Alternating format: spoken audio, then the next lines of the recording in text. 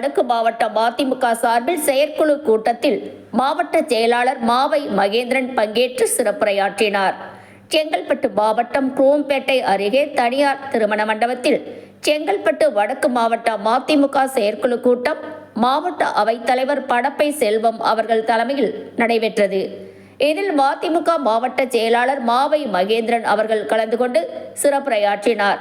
இந்த கூட்டத்தில் தீர்மானமாக சீம கருவேலை மரங்களை அகற்ற செங்கல்பட்டு வடக்கு மாவட்டத்திற்கு வருகை தரும் மதிமுக தலைவர் ஐயா வைகோ அவர்களை சிறப்பாக வரவேற்று அந்த நிகழ்ச்சியை நடத்துவது என்றும், எதிர்வரும் நாடாளுமன்ற மாநிலவை தேர்தலில் தலைவர் ஐயா வைகோ அவர்களை தமிழக அரசு தமிழகத்தில் மூத்த அரசியல் தலைவர் என்ற அடிப்படையிலும் சிறந்த நாடாளுமன்ற உறுப்பினர் என்ற அடிப்படையிலும் பொது வேட்பாளராக அறிவித்து அவரை நாடாளுமன்றம் அனுப்பி வைக்க வேண்டும் என்ற தீர்மானத்தையும் இன்று இயற்றினார்கள். கூட்டத்தில் மாவட்ட துணை செயலாளர்கள் முடிச்சூர் ஜெயசீலன், மாங்காடு முருகன், தலைமை செயற்குழு உறுப்பினர் KAK வேல்முருகன், பெருங்களத்தூர் கோபிநாத் மற்றும் ஒன்றிய நகர பகுதி கழக செயலாளர்கள் அனைவரும் கலந்து கொண்டு நிகழ்ச்சியை சிறப்பித்தனர். 1978 கலைஞர் அவர்களால் நாடாளுமன்றத்தில் அனுப்பப்பட்டு மிகப்பெரிய நாடாளுமன்றவாதியாக கடந்த 2024 வரைக்கும் நாடாளுமன்றத்தில் கடைசி நாள் கூட கட்டாய இந்திய வெற்றி புதைப்போம் என்று சொன்னவர் மக்கள் தலைவர் ஐயா வைகோ அவர்கள். அந்த தைரியம், அந்த துணிச்சல் தமிழ்நாட்டை எந்த தலைவருக்கும் இல்லாத அந்த ஆற்றல் தலைவர் வைகோ தான். ஆனா நம்ம எல்லாம் எதிர்பார்த்த மாதிரி திமுக கூட்டணியில் கடந்த நாடாளுமன்ற தேர்தலில் ஒரு ராஜ்யசபா ஒரு லோக்சபா கிடைக்கும் என்று நினைத்தோம். ஆனால் ஒன்று மட்டும்தான் என்று நம்ம நிறுத்திட்டாங்க. சரி, பின்னாடி ராஜ்யசபா கொடுப்பாங்கன்னு பார்த்தா கிடைக்கல, கமலஹாசன் கொடுத்துட்டாங்க.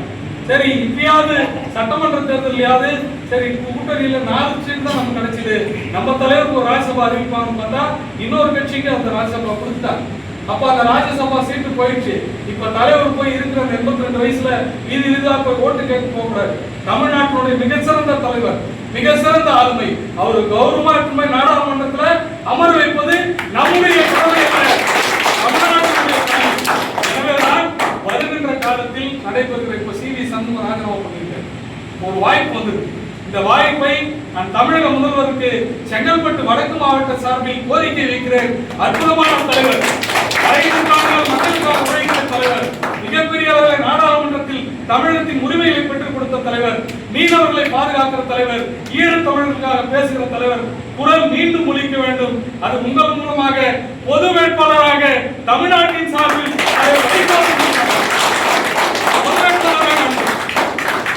அன்பான வேண்டுகோள்.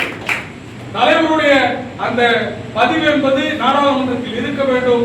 இன்று இருக்கக்கூடிய இளைய தலைமுறைக்கு இது ஒரு வழிவகை செய்ய வேண்டும் என்று நம்முடைய மாவட்ட கழகத்தின் சார்பில் தீர்மானம் போட்டோம். கண்டிப்பா இந்த தீர்மானத்தின் தலைவர் நம்ம திட்டுவார், கண்டிப்பா திட்டுவார், நீங்க எதுக்கு இதெல்லாம் பண்றீங்கன்னு. ஆனா இன்னும் நம்ம இப்படியே இருந்தா எப்பதான் நம்ம ஆட்சி அதிகாரத்தை கடுமையா உழைக்கிறார். செத்தாலும் தனிச்சின்னம் நின்னாரு. நம்ம பதிவு செய்யப்பட்ட கட்சி ஆயிட்டோம். 5 லட்சம் ஓட்டு தீப்பெட்டியில வாங்கினார். 4 சின்னம் நமக்கு சுயேட்சை சின்னம் நமக்கு கிடைச்சிருந்தா இன்னைக்கு தமிழ்நாட்டுல பேசுகிற பொருளா தலைவர் வைகோ இருந்திருப்பார். இருந்து கொண்டிருக்கிறது. அப்படிப்பட்ட தலைவர், மிகச்சிறந்த ஆளுமை, அற்புதமான இளைய தலைவர் துறை வைகோ கொடுத்த ஐயா வைகோ அவர்கள் ஏன் நாடாளுமன்றம் செல்லக்கூடாது? அவருடைய பங்களிப்பு இப்ப தமிழ்நாட்டிற்கு தேவை. இன்னைக்கு வந்திருக்கக்கூடிய எல்லா இளைய தலைமுறையில MLAs வந்திருக்கிறாங்க. 108 பேர் ஜெயிச்சிருக்கிறாங்க. செங்கோட்டையனை தவிர மற்ற எல்லாரும் புதியவர்கள் தான். உங்களுக்கு ஒரு வழிகாட்டியாக, ஒரு கலைஞரை விளக்கமாக, மத்திய மாநில அரசுக்கு மிகப்பெரிய ஒரு பாடமாக இருக்கக்கூடிய தலைவர் தான் ஐயா வைகோ அவர்கள். அவர் நிச்சயமாக நாடாளுமன்றம் சொன்னோம். அவர் வேணாதான் சொல்வார். என்னுடைய இந்த கோரிக்கை தமிழ்நாடு பூரா எதிரொலிக்க வேண்டும்.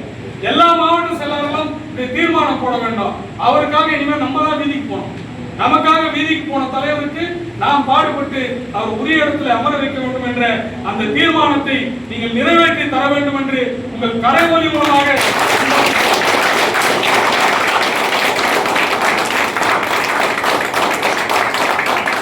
ஊருக்குள்ள தலைவர் வராருன்னா தலைவர் வந்து போனா எனக்கு வந்து தெரியாது. அந்த ஊர்ல அரசியல் பண்ணலாம்.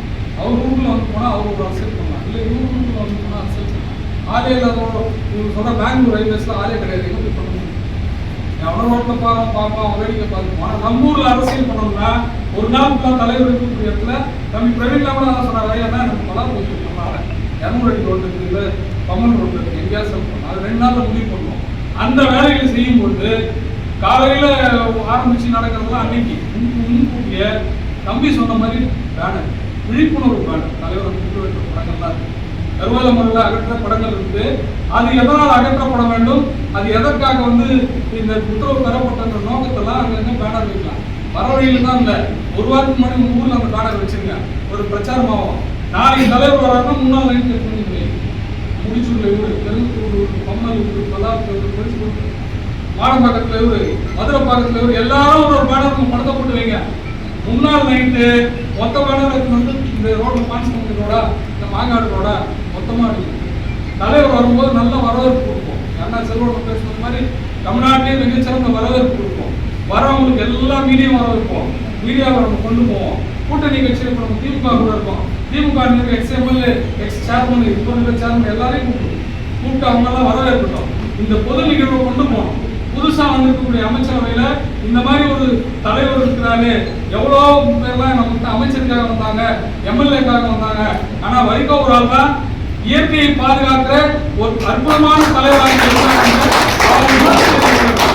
நீங்க விஜய் அவர்கள் வீட்டுக்கு வந்தார். தலைவர் காலையில் 10 மணிக்கு தான் சொன்னார், முதல்வர் வராங்க, நீங்க வந்துருங்க. அப்ப கேட்டேன், ஐயா மாவட்ட நிர்வாகம் சொல்லுங்க தாராளமான்ட்டாரு.